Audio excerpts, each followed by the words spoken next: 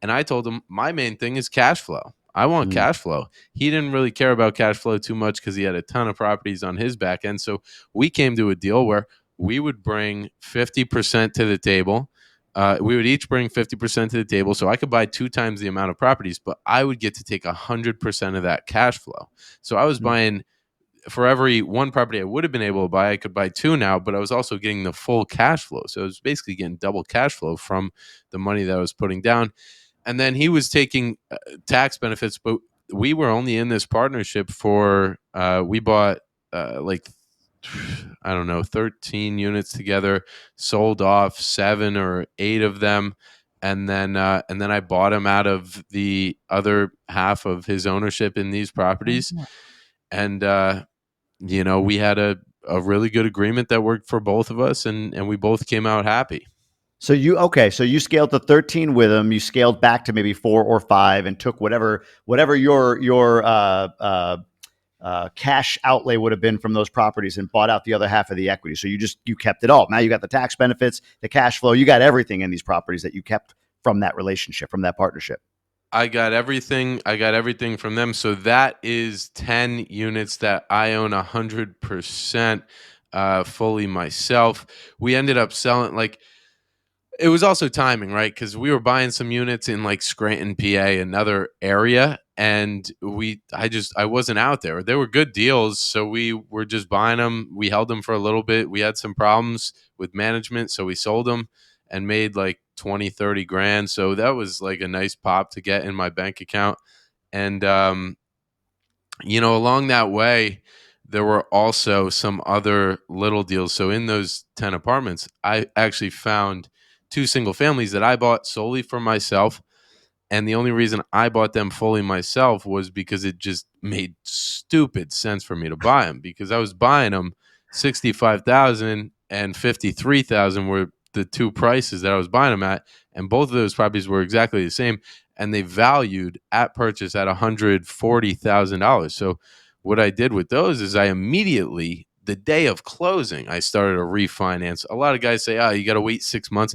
I refinanced these things within 2.5, 3 months, and was able to pull out 85 grand on one and 98 on the other. So I bought properties within 2 months, got a 30 to 40 grand check in my pocket from each of these properties, and they cash flow me like 700, 800 bucks a piece. So I've Wow. just been kind of finding deals that make sense and figuring out, like, do I want to do this with a partner? Do I want to do this myself? Yeah. Like, what is the most strategic way to go about this for my own financial good, but also that makes sense for other people to work with me? Now you spent a month at least in Spain, France, wherever the hell you were. You were all over Europe. So I'm Right. assuming then you put the day job down, correct? Put the day job down. Yeah, I dropped that in September of last year. Took a month-long trip to the West Coast, took a month-long trip to Puerto Rico, went to Paris for a month, went to Barcelona for another month, and took my grand old time seeing the world, Jamie.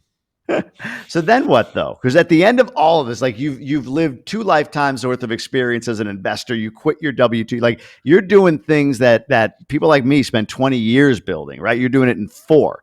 So now what? You've traveled the world, you've done all this stuff. Like what's the next phase? Is it back to a job of some sort, or do you continue to scale outside of that? Do you build another type of business? Like what's the future looking like for you? Jamie, man, this is a constant progression. This is the point that I'm at, and this is what I'm figuring out. I think when you leave your job and you become financially free, maybe being at your job, you have a certain list of problems, but there's a whole slew of problems that open up after you leave the job. And now, instead of having this identity of I'm Matt, the sales guy at this logistics company, I am now just I'm Matt.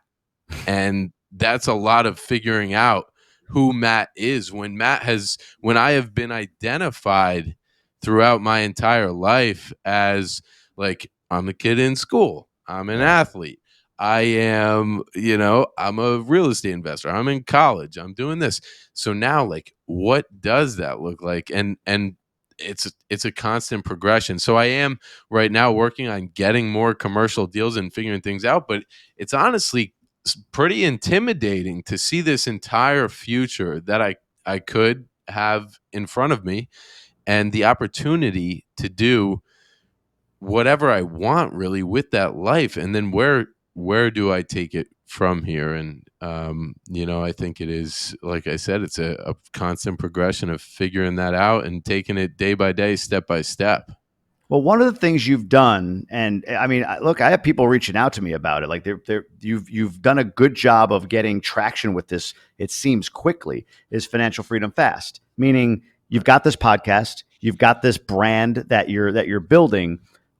Is it fun right now? Is there intentionality? Is there an end in mind with it? Give me a little bit more about. I know you're inspiring based on your story. I mean, the title says it all in that regard.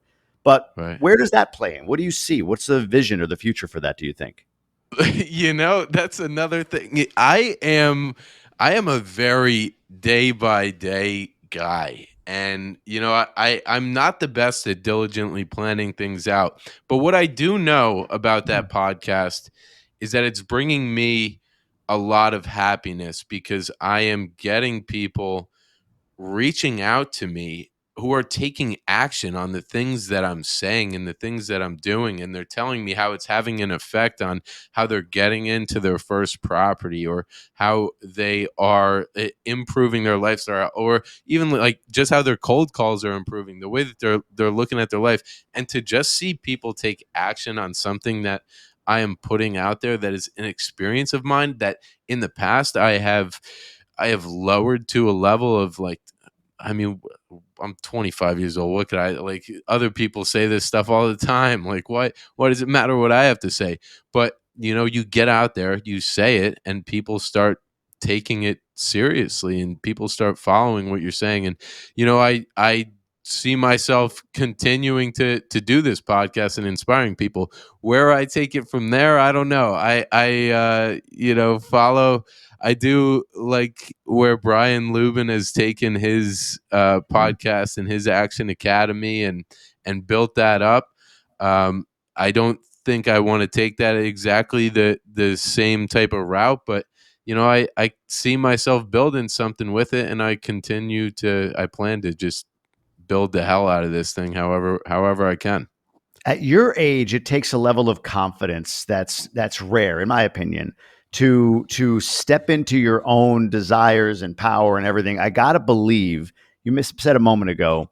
I'm kind of a day by day guy, right? I kind of take it. And I resonate with that. I'm very similar. Like, I don't think overly much about, like, I don't know. I just want to do this right now, and then we'll see where it goes, right? Yeah. But it took me a long time to be confident in the idea that that's okay, that's one way of living. Other people are very planned out, and they well, you got to think about this or whatever. Thanks for tuning in. If you want to hear this entire episode, the audio links are down below. But if you want to see another episode that we think you would enjoy on this channel, click right here.